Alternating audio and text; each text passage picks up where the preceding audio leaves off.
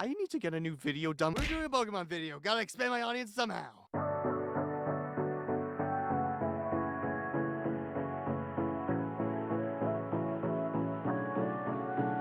Since my last video dunking on Sword Art Online, I highly encourage you to check it out after this, by the way. I've finally become a true YouTuber and made an anime community mad, and it is beautiful. Be sure to like and subscribe by the... Not sure why, but for some reason they made another Sword Art Online game recently. Sharpen your steel for the latest entry in the Sword Art Online series. Despite the show ending years ago, it baffles me how much effort they're still putting into this franchise. Anyway, let's talk about Aim to be a Pokemon Master's disaster. I mean, Master. And people still think Sun and Moon anime is the worst in the series. It begins where the previous show left off. Ash and Pikachu aimlessly strolling in an unknown region. This is already a bad sign for the rest of the series. It's directionless. Ash should aim to be a Pokemon Master. God, that title is long. I'm just gonna call it Aim 2 from now on. Get it? Because it's an epilogue, and epilogues are technically sequels. Ash in Aim 2 is still the same Ash we've known for years for the most part. Except we come to one of the many flaws of this series, and that's the power scale. Yeah, that's right. I said the P word. How dare you! In the previous series, Ash beat the world's strongest trainer, becoming the world champion, and we will get back to this later. In the first episode, it's Pikachu that beat the world's strongest Charizard got captured. In the second episode, he loses to Frog. Episode 6 gets captured by Team Rocket again. In episode 9, to be fair, Pikachu was getting Jujutsu Kaisen'd. Ash was clearly not taking this fight seriously, yet the portrayal is very familiar to this scene.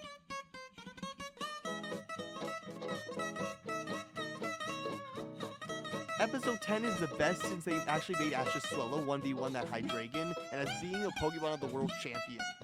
That is but a simple feat that show managed to capture in the past 9 episodes. Swellow getting taken out by the Medusa weapon doesn't count, that's just cheap. Finally, in episode 11, Ash's Pikachu gets captured again by Team Rocket, and the World Champion forgot to travel with 5 other Pokemon, you know, the usual World Champion things. Luckily, Pidgeot came back stronger than ever, but more on that later. So in conclusion, the power scaling this series was very bad. The only thing that made sense was that Ash's Swellow 1v1 a frickin' Hydreigon. Yet the strongest Pikachu in the world still gets captured by Team Rocket. In the final episode, Ash's character gets questioned by Gary, which is probably the best character for him to ask him that question. So now you know your champion, how much closer you are to being a Pokemon Master.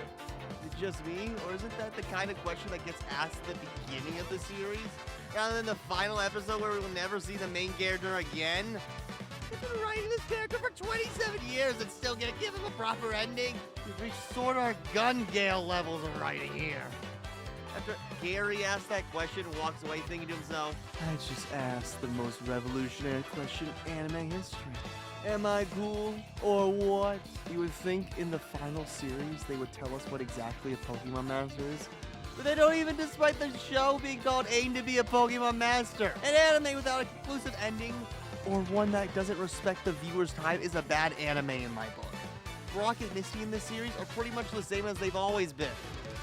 I'm surprised they didn't mess their character up from how much they messed everything up in the series.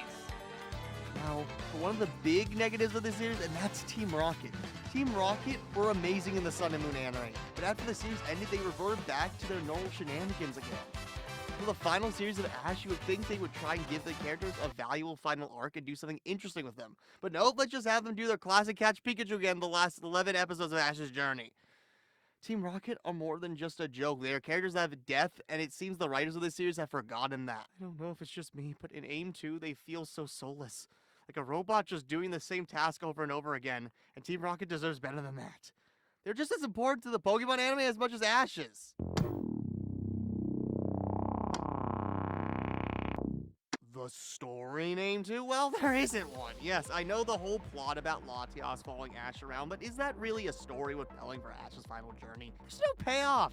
It's just filler to leave an open-ended ending, which is never good, especially for the final series of an anime. What makes it worse is that the writers are aware of this. Not once, but twice there are instances where characters comment on Ash being Latias and Latios' trainer. You know, being possible foreshadowing that he might catch the legendary Pokemon.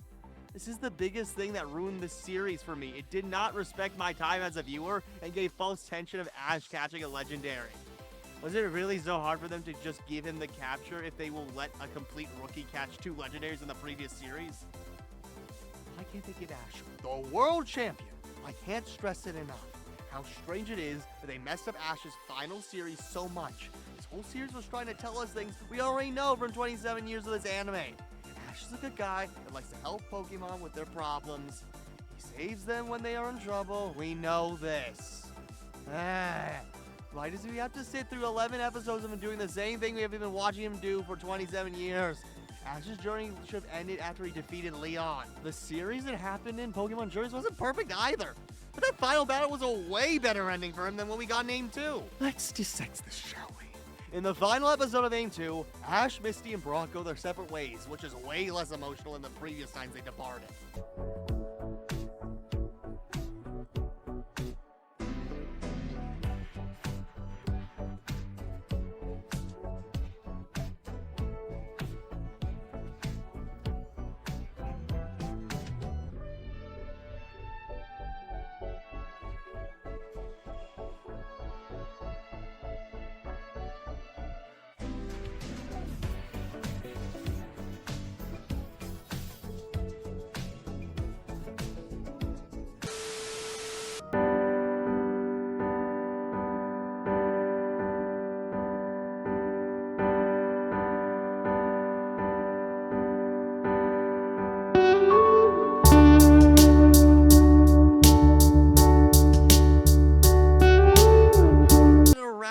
Adventure to random unnamed regions with no weight or impact in the narrative for the viewers to care about. The trio separating for the final time.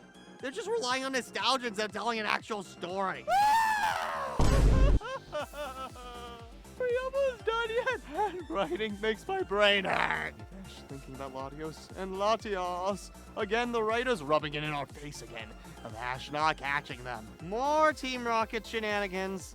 The best part of this entire finale was Pidgeot finally coming back, even though they could have easily have done that in the previous series, but whatever.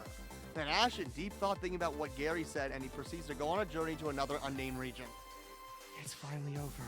The supposed end of Ash's journey, and what a shit show it was. When Aim 2 was announced, I had my suspicions about it with how they handled Pokemon Journeys. I knew they would find some way to ruin the final series of Ash Ketchum. Now it's time for the real finale of Ash's journey. Ash vs. Leon checks all the boxes for a good series finale. A strong rival that's been built up since the beginning of the series, check. Showing the main character's friends watching him achieve his goal, check. Using nostalgia in the right way to actually make the story more impactful, check. And Ash and Pikachu have been traveling through all 8 regions together, facing off against the gym leaders and the Pokemon leagues, not winning them all for one dumb reason or another. Seeing them go against all odds and be the last to defeat the strongest trainer in the world and the strongest Charizard for all you XYZ fans.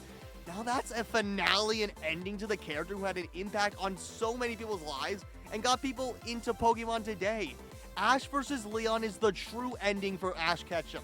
Thank you to the one person that will probably see this video. I really appreciate you making this far. I got more plans, so stay tuned.